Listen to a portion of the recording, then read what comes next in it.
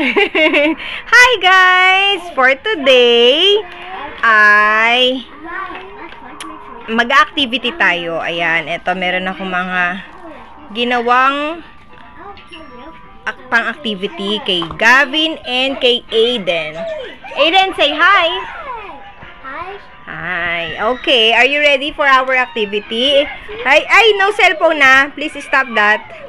Mag-activity na tayo, please. Okay. Okay, are you guys ready? Saan? Ito. No. No. Ano to, extra? Okay. Okay, this is our lesson for today. Ayan, meron ako mga No. label dyan ng out, No. in, on, between, Between. under, Under. beside, Beside. behind, Behind. in front. Ayan, ito ang ating activity for the day. Ayaw, Aiden. Aiden, come on! We'll do it. Again. Wait. Hey, see. Ay, ayan, nagja-jargon sa naman si Aiden. Aiden, look at mommy. Okay, are you ready? Yes. Yes. Okay, let's do it. Okay. In front. Where's the cotton? In front. In front. Behind. Behind. Tabi. Beside. Tabi. Beside. Yeah, you're correct. Tabi. Beside. Beside. Between. Between. Under. Under. Under. Oh. On. On. In. In. What's this? Out. Out. Again. Why? Para makabisado nyo. Out. In front, sa harap, Gavin, ano? They still. Again. In front, In front. Behind. Behind. Base. Tabi. Ano yung tabi? Beside. Beside. Between. Between, Under. under. Oh, this one. On. This one. Out. In, out. Okay. Okay, sino una? Si Gavin o si Aiden? Behind. Ah, sige, una si Gavin. Gavin, ano to? In front. In front. Behind. Beside. Beside. Under. Between. Between. This one. On. In. In. Outside. Out. Yes, outside. Yeah, out. Yay! High five. Yes. Okay. Let's try again. Si Gavin naman. Gavin, are you ready? Yes. Okay. Why? Why? Tapachi. Ang sarap akapin ni Aiden. Alam niyo ba yun? Ang sarap. Are you happy? Are you a happy kid? Yes. Do you love Gavin? Yes. Yes. Sige nga. Show me nga. Hug mo si Gavin. If you love Gavin, hug Gavin. Oh, hug Gavin. Hug! Ito naman isa na. Hi! Do you love Aiden? Oh, baka mahulog, ha? No. Anong no? Oh, sige na. Again. For today's activity, kasi kailangan ni Aiden to, kasi si Aiden, di ba, inuutos-utosan ko na dito sa bahay. Ginagawan ko na siya ng mga daily activity niya, yung mga task niya, yon. Mga household chores yan. Gusto ko na siyang turuan ng mga ganyan. So, pag may sasabihin ako sa kanya, pag may iutos ako sa kanya, gusto ko, alam na niya kung pag nagbigay ako ng instruction na in front, behind, beside, between, under, in, on, out. Yan.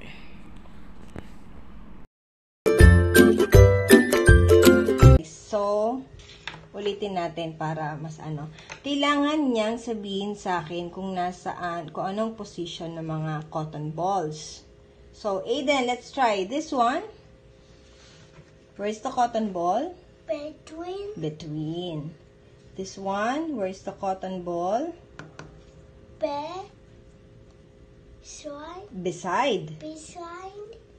This one? In front. In Behind. front. This one is behind. Where's the cotton ball here? Behind. Under. Out. Out. This one? On. This one? In. In. Very good. Good job, Aiden. Good job. Oh! Bakit 2 stars na? 1 star. Let mommy do it. Ito po yung token board. So, ganito yung ginagamit namin kapag nag-activity kami ni Aiden dito sa bahay. So, at least 5 activities ang ginagawa namin. So, ayan. Okay. Let's go to our next activity. Sinasama ko na rin minsan yung writing namin. Magpo-practice kami ng writing para na rin kasi yun sa motor skills niya. Ng sister ko is, eto, meron siya, ano to, illustration board. Tapos, niligyan na niya ng mga envelope, envelope para yung mga circles or yung mga shapes, dito na siya ilalagay. Sa likod. Ayan. Okay. Ayan. Matagal na to. During pandemic pa yata to, ginawa ng sister ko. So, yan. Yung mga pwede niyong gawin sa bahay. 3, 4, 5, 6, 7, 8, 9. 9. Very good. 9. Only 9. Yes. Finish! Not yet. Anong finish ka dyan? Okay. For our next activity, Aiden. So, ganito ang gagawin natin. Sasabihin niya, I have like 15 blue square. Yon, para matuto siya na mag-compose ng sentence. Kasi nga, 3 to 4 words naman na si Aiden ngayon. What are you doing? Later. So, eto yung isang activity yung ginagawa namin para matuto siya na mag-describe. Do you have boo-boo? Itchy. Okay, later, mommy will put ointment. Okay? Okay, mommy will kiss. Okay, so let's do the I have activity, okay? Let's do the next one. Okay, are you ready, Aiden? Yes. Yes. Let's try this, guys. Okay, Aiden. I have how wet 100 circle green. circle Very good. Okay, next one. I have 5 what? Yellow triangle. Very good. Next one. Aiden, louder. I have 10 orange star. Okay. And next one. I have 11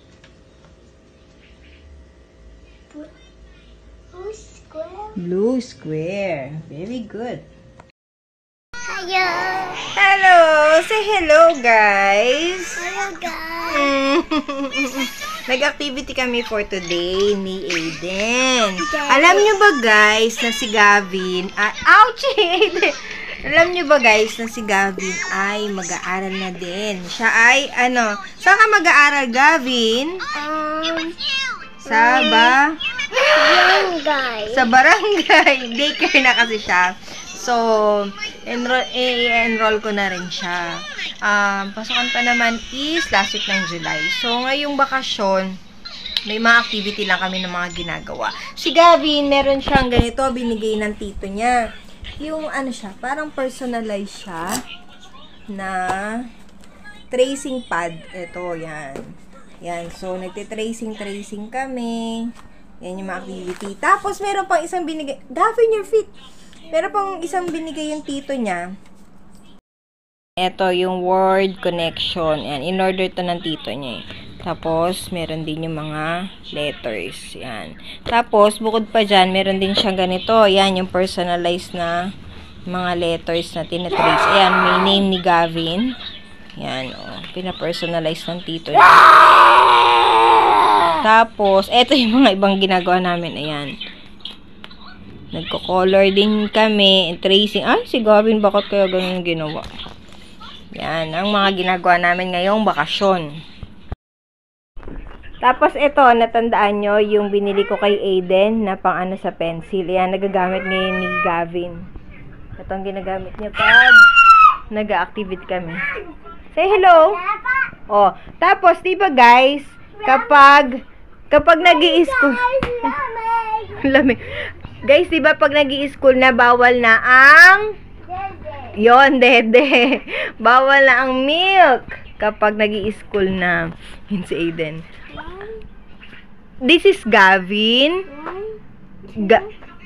Asher. M-O-N-E.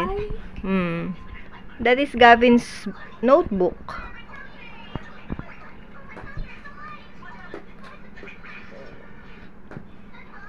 Anong gagawa mo? Dati ganyan ka lang, 'di ba? Dati nagte-trace lang si Aiden. Ngayon, kaya na niyang isulat yung name niya kahit walang kopyahan.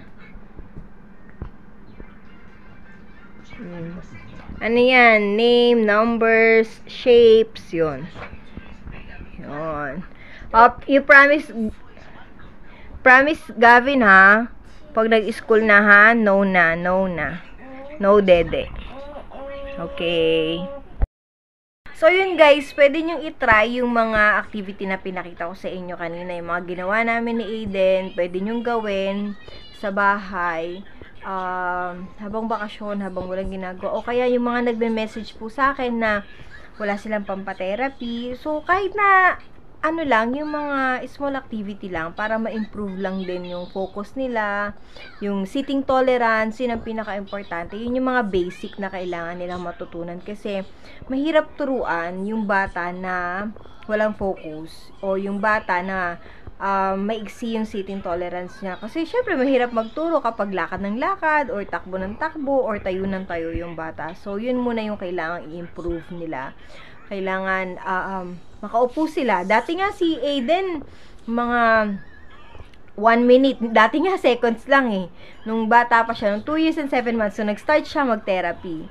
Wala pa yatang 1 minuto, tumatayo na siya. So, yun yung unang in-improve sa kanya nila teacher yun. Say bye-bye na nga, nag-aaway na kayo. Mahirap na naman mag-vlog. What do you want? Cheers! Gusto daw niya ng chips. Yun yung price niya kasi nag-activity kami. Ayan. Okay. Cheers! Oh, you tell mommy. Mommy, I want big cheese. Oh, bakit may big pa? Sabi mo, again. What do you want? I want big cheese. Gusto daw niya ng big chips. Okay, dahil very good si Aiden. Okay, mommy will give you big chips. Okay, guys. So, yun lang po for today's video. Maraming salamat po. Spread love, not hate.